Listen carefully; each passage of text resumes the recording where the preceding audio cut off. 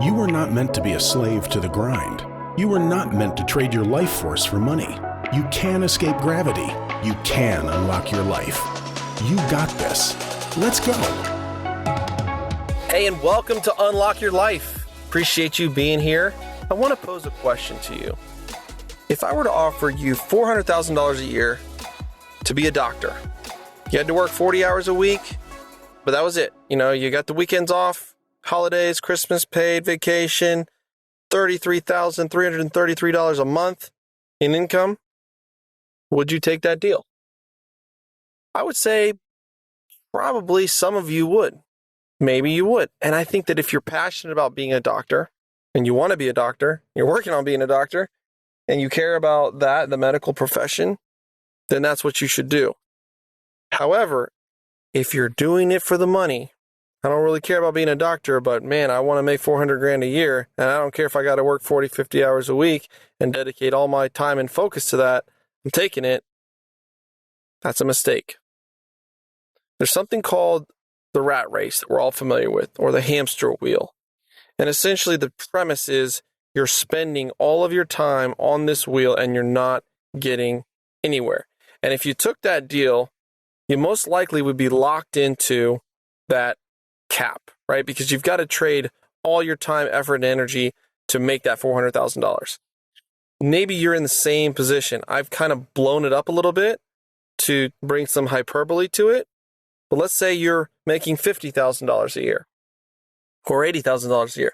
Really is inconsequential, but you're trading all your time for that. Maybe you're in a business, and maybe the business is making you $200,000 or $300,000 a year. Yet the way you've structured it, or the business that you're in, that's the cap. You're not able to make it run without you. You're not able to push beyond that limit. So you're on that hamster wheel. And the thing about it is you're not making forward progress.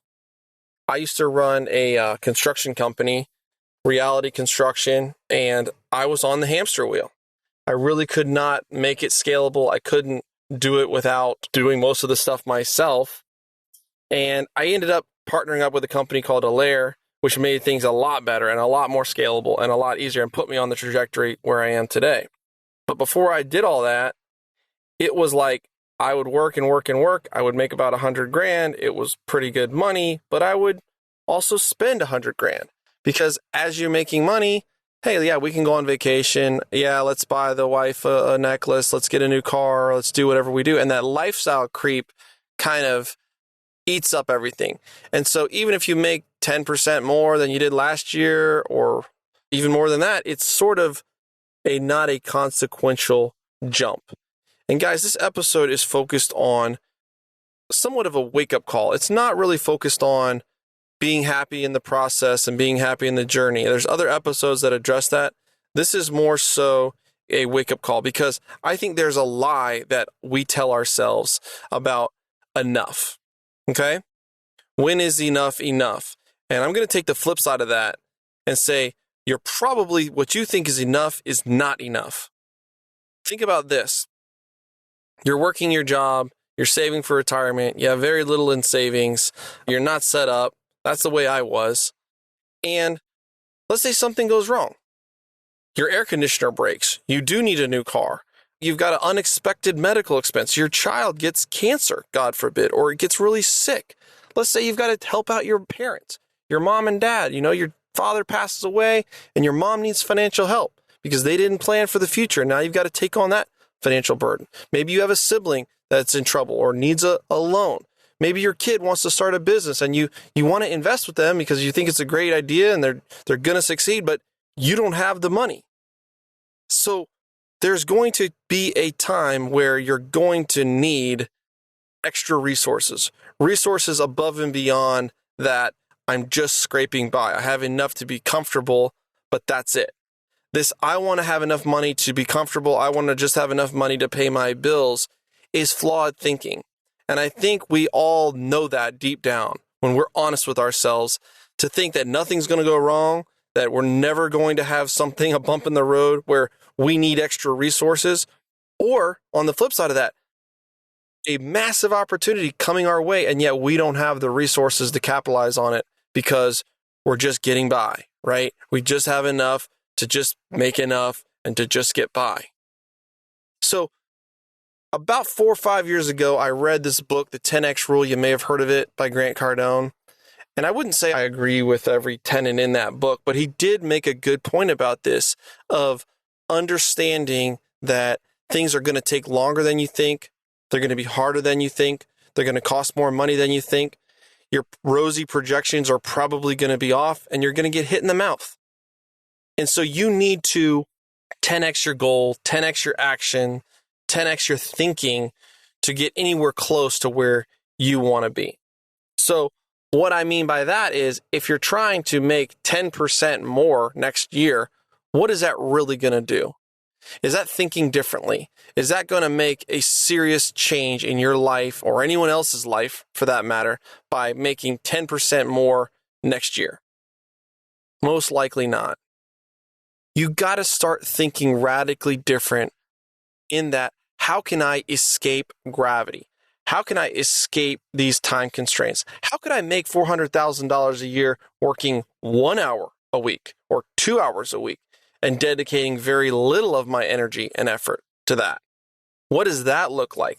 That's a completely different problem, and that's what we should be focusing on, not how can I work 5 more hours this week? How can I squeeze out 55 hours? How can I work my employees harder? How can I build my team and take on more and more pressure and stress and clients so that I can make 10% more revenue? That's the wrong problem to be focusing on.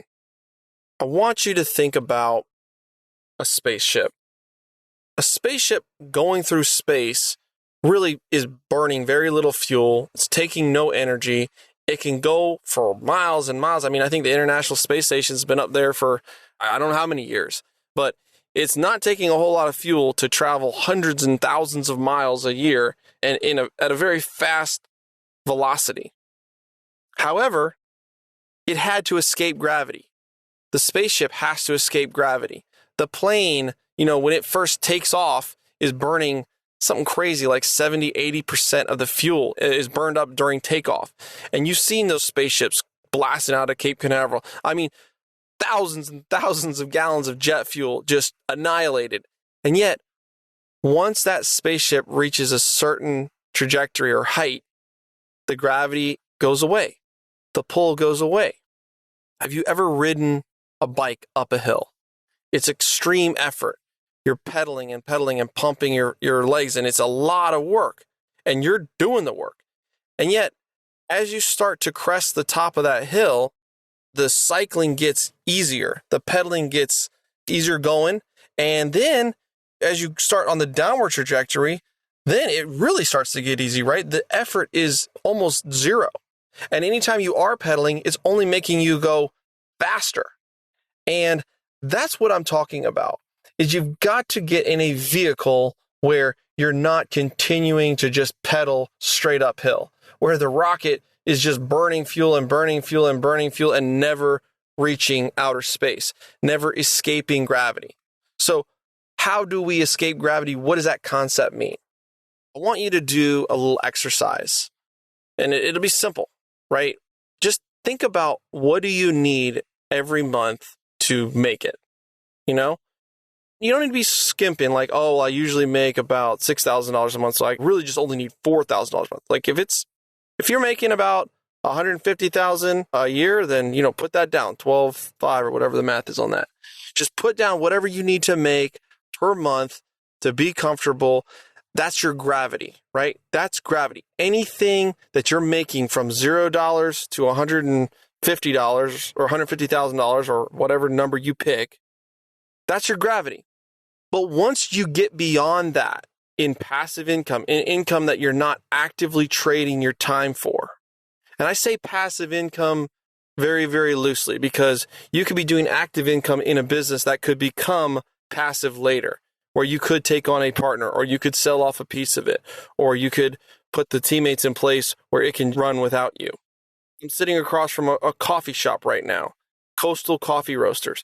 I know the founder, Brad, and he worked extremely hard in the first probably decade of this coffee shop's existence to get this baby off the ground.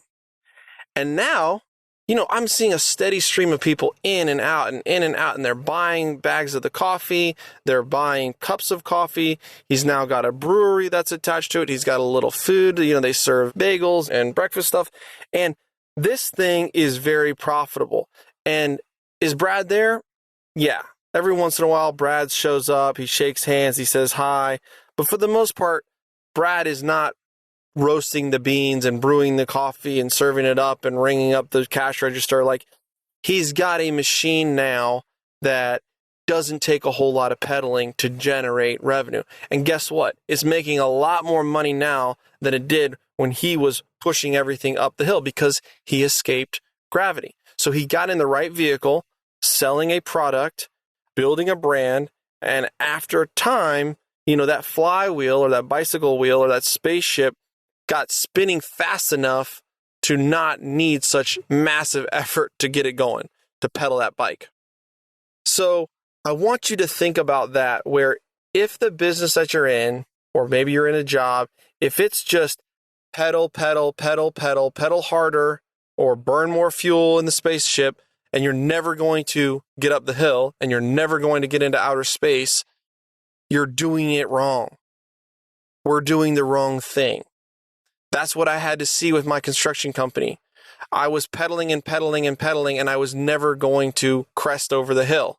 Alaire had a lot of systems and processes, and it was expensive, and it was painful, and it was a big change to kind of convert everything over to that. And yet, it allowed me to escape gravity. It allowed me to transition over to project managers and take on a partner and sell the business eventually. And so that was something that I had to shift, right? And the business you're in, it may not be a bad business, but you need to be thinking, how can I be pushing everything off of my plate? How can I stop having to actively earn these dollars? Where can I get this business to so that I can escape gravity and the bike can go down the hill kind of with very minimal effort? You may or may not know, but I have a Facebook group, My First Million in Multifamily. And when we first started that Facebook group, my cousin Yaden and my business partner Yaden, it was difficult. We invited everybody on our friends list. We were constantly posting and trying to get people to join, posting it in my stories. We were giving away money. We were giving away equity in our buildings to just get critical mass and get people to do it. And it was definitely pushing the bike or pedaling the bike straight uphill. But something started to happen when we hit really like 5,000 or 6,000 people in that group. It was insane. 30 to 50 to 70 people every single day started joining that group. And the flywheel started turning and we started cresting over that hill. And now, we've got 22,000 people in that Facebook group, and there's people joining every day. And I'm not really marketing it or pushing it or trying necessarily to grow it. It's just growing. And from that, I'm able to have a base that I can build a brand off of. We have a course that we sell about how to buy multifamily. We have a mentoring group in there that's a monthly subscription. And the people in the big group join the paid group. And so it's very easy to sell the product and find a target market because we escaped gravity, right? We've got that brand so big, and there's new clients coming into that Facebook group every week. And it's really, really cool. And it was really hard to build at first, but now it's not hard. And I'm not saying don't work hard. And I'm not saying don't grind and don't push and don't put in the hours and put in the work. But just make sure you're putting it in on something that you can actually escape gravity. Make sure you're working on something that can scale, that can have exponential returns, that can be one to many, and eventually maybe even be passive or something that you could sell off eventually. So that's it for today, guys. Next week, we're going to be talking about how hard work is not the key to success. You've always heard hard work is the key to success. Well, I'm going to break it down how hard work is not the key to success. So make sure you tune in. And if you're loving the show or even liking the show a little bit, I really appreciate giving me a review. A lot of people are reviewing the show now, and it really helps. It helps the Apple algorithms, and it helps me, helps other people know that this is worth listening to. So if you're enjoying the show, that's how you can help me, is just give me a 5-star review, Write some notes and comments on what you think, and I would really appreciate it. I read every one of them. Okay, guys, have a great week. Peace.